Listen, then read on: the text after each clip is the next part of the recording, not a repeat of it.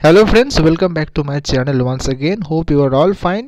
B.Ed third semester practice teaching school selection নিয়ে কিন্তু অনেকেরই প্রবলেম হচ্ছে, সেই নিয়ে আজকের ভিডিও।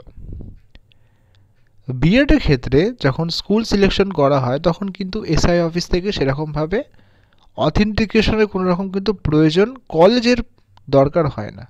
সরাসরি স্কুল কর্তৃপক্ষের সঙ্গে যোগাযোগ করে স্কুল কর্তৃপক্ষ যদি রাজি থাকে, অর্থাৎ টিআইসি বা এইচএম যদি রাজি থাকেন, তাহলেই কিন্তু স্কুলে টিচিং করানো যায়। কিন্তু কিছু ক্রাইটেরিয়া অবশ্যই রয়েছে।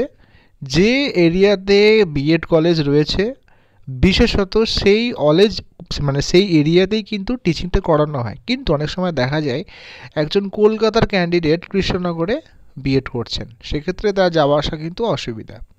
সেক্ষেত্রে কি করা যেতে পারে, সেই কলকাতা বা কৃষ্ণনগরের স্টুডেন্ট, আমি কলকাতারই ধরছি, তিনি কিন্তু কলেজের প্রিন্সিপালের সঙ্গে কথা বলে তার নিজের এরিয়াতে যে স্কুলটি রয়েছে সেই স্কুলের নির্দিষ্ট এইচএম আর টিআইসির সঙ্গে যদি প্রিন্সিপালে যোগাযোগ করিয়ে ম্যানেজ করা যায়, তাহলে সেক্ষেত্রে কিন্তু স্কুল যদি রাজি থাকে তাহলে আপনারা কিন্তু টিচিং করতে পারেন, কোনো রকম কিন্তু অসুবিধা নেই।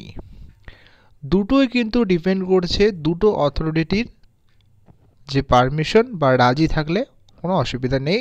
যখন আপনারা প্র্যাকটিস টিচিং হয়ে যাবে, আপনাদের প্র্যাকটিস টিচিংয়ের একটি সার্টিফিকেট আপনারা বা শংসাপত্র কিন্তু সেই নির্দিষ্ট স্কুল থেকে পেয়ে যাবেন।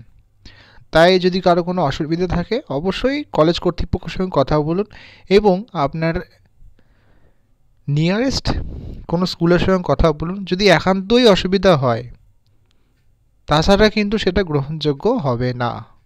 আশা করি ভিডিওটি আপনাদের ইনফরমেটিভ হবে। ভিডিওটি ইনফরমেটিভ মনে হলে লাইক করতে ভুলবেন না। ধন্যবাদ।